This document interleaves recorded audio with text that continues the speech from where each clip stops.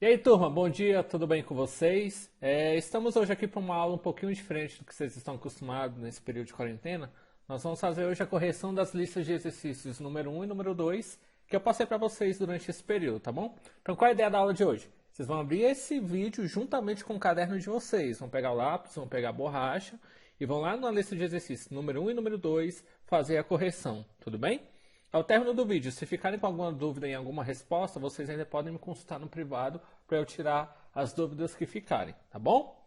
Pegaram aí já então o caderno, lápis, a borracha? Então vamos lá então. Questão número 1, vamos começar pela lista de exercício número 1. A questão 1 pergunta o seguinte para vocês. Explica o que foi o feudalismo, né? Ainda sobre a Idade Média, esse primeiro objeto de estudo do primeiro bimestre. Feudalismo, então, foi o sistema político, social e econômico da Idade Média, tá bom? Então é um novo caráter, um novo sistema próprio da Idade Média, tá bom? Ele abandona tudo aquilo que tinha de economia, de política, que tinha na Antiguidade, Grécia e Roma, para ter um novo estilo na Europa, tá bom? Na Idade Média, chamado de feudalismo. E a palavra feudalismo vai ter esse caráter porque vem de feudo, que é a questão 2. O que era o feudo?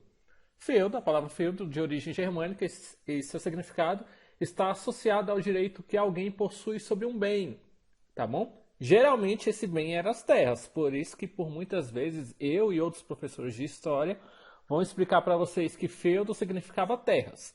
Não necessariamente, né? Na verdade é um direito de possuir algo, mas na Idade Média o bem mais precioso eram as terras, por isso que acabava que pela lógica feudo eram terras na Idade Média, beleza? O feudo, então, era a unidade de produção do mundo medieval, e onde acontecia a maior parte das relações sociais, como a gente já está até cansado de ver, tá bom? Questão 3. Na Idade Média, quem era o vassalo e quem era o suzerano? Na verdade, o contrário. Quem era o suzerano e quem era o vassalo? Suzerano era o senhor feudal que doava parte de suas terras para outro senhor feudal. Este, por sua vez, se chamava vassalo, que em troca ficava devendo um favor ao suzerano, formando uma aliança política. Só que lembrando uma coisa, tá, turma? Suzerano e vassalo são proprietários de terra, são senhores feudais. Só que o suzerano ele vai ter mais poder do que o vassalo, tá bom? Questão 4. Qual era a principal atividade econômica da Idade Média? Vocês já sabem que, pela lógica, a gente está falando da agricultura. E explica essa atividade. Então, a principal atividade econômica da Idade Média era a agricultura, que encontrava seu modelo produtivo num sistema que chamamos de feudalismo, onde cada feudo era um local autônomo, onde os camponeses trabalhavam nas plantações e contribuíam com parte das suas colheitas em troca de proteção, tá bom? Como é que o feudo, então, como é que a sociedade era dividida no período feudal? Em 3 classes que a gente já está cansado de ver, tá bom? Clero, nobreza, camponeses e servos, tá bom? A questão 6 vai perguntar para vocês qual era a influência da Igreja Católica na Idade Média. Esse assunto ele é grande, então eu vou tentar resumir com vocês um pouco a resposta, tá bom? O cristianismo, né, e a Igreja Católica tiveram um papel importante na Europa durante a Idade Média. Lembrando que a nossa religião é a religião cristã, é cristianismo. Quando a gente fala de Igreja Católica, a gente fala de uma das igrejas da religião cristã, tá bom? A igreja, então, era o local e centro da vida da cidade. Pessoas participavam de cerimônias semanais e por aí vai. Então, a Igreja Católica tinha essa grande influência. A população ela se casava, batizava, enterrava com auxílio da igreja. A igreja até confirmava a legitimidade de reis em seu trono, dando-lhes o direito divino de governar. A igreja católica também influenciava a educação e a cultura neste período, mas que a gente vai ver um pouco melhor essa resposta, essa influência cultural no próximo exercício, tá bom? Questão 7 pergunta para vocês, como é que era dividido o clero na Idade Média? O clero.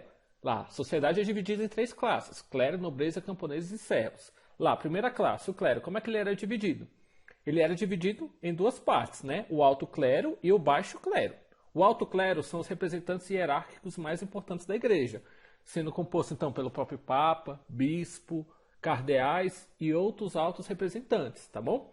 Já o baixo clero, ele é composto pela esfera mais baixa da igreja, que são quem? Os padres, párocos, evangelistas locais, tá bom? Os irmãos, monges, os freis que vão surgir nesse período, a Ordem de São Francisco vai surgir na Idade Média, os frades, aliás, beneditinos também, a Ordem de São Benedito também, que surge também nesse período, todos fazem parte da chamada Baixa baixo clero, tá bom? São eles que vão ter o contato maior com a população. O alto clero, bispos, cardeais e os papas, eles ficam um pouco afastados da sociedade, do atendimento às pessoas no período medieval, tá bom? O alto clero, então, portanto, possuía grande poder político, social e econômico, né? Já que é a figura do papa, dos bispos e tudo mais, sendo responsáveis por decisões que estruturavam a igreja, enquanto que o baixo clero apenas colocava em prática as decisões do alto clero, tá bom? Alguma dúvida, galera, da lista de exercício número 1? Beleza? Então, agora vocês passam, pegam o exercício número 2 para a gente fazer a correção. Beleza? Vamos lá, então. A lista de exercício número 2, ele ainda vai estar falando sobre a Idade Média, as características da Idade Média. Tá bom? Então, vamos lá, então.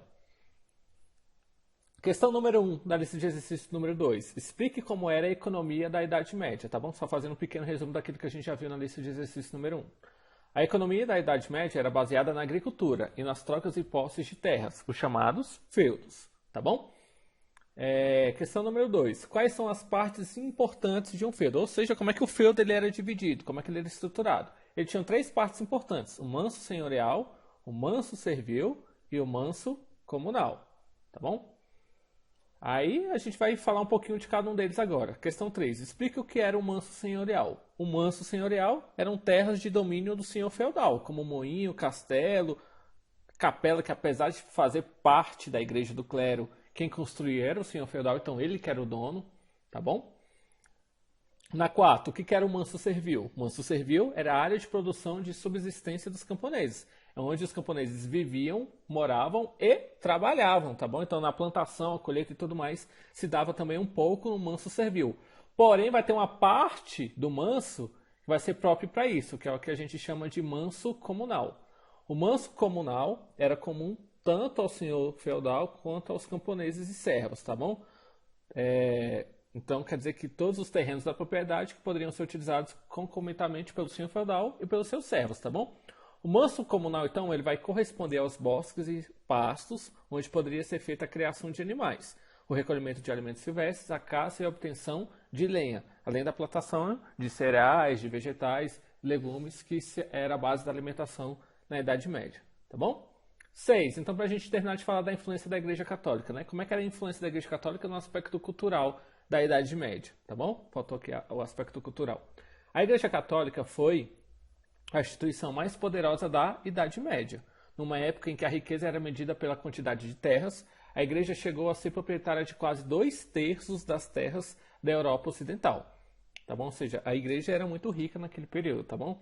Era a grande chamada Grande Senhora Feudal, participando das relações de suzerania e vassalagem e controlando a servidão dos camponeses, tá bom?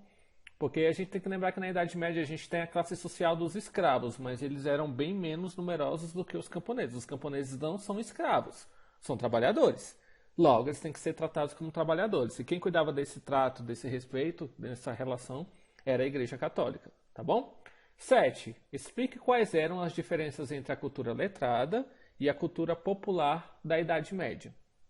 A principal diferença entre a cultura popular e a cultura letrada é que a primeira se baseia nos costumes e tradições do povo, ou seja, a cultura popular ligada ao povo, ao que o povo fazia, seus costumes, suas tradições, sua cultura, tá bom?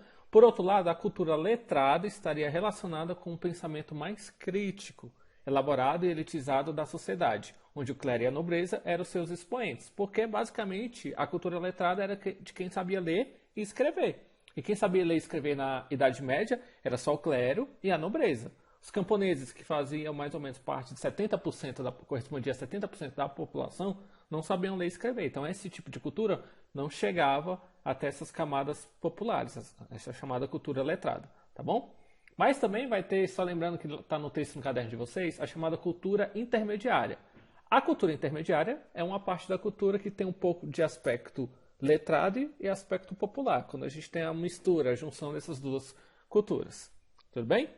Turma, muito obrigado. Lembrando que qualquer dúvida vocês podem me procurar no WhatsApp, se alguma dúvida persistir, tá bom? Faça a correção direitinho, tá bom? Quando a gente retomar, vou passar rapidamente só para a gente lembrar e a gente vai continuar o nosso barco de onde a gente estiver, tá bom? Então não deixem de corrigir esses exercícios, tá bom? Abração, galera. Fiquem com Deus, bons estudos e até a próxima.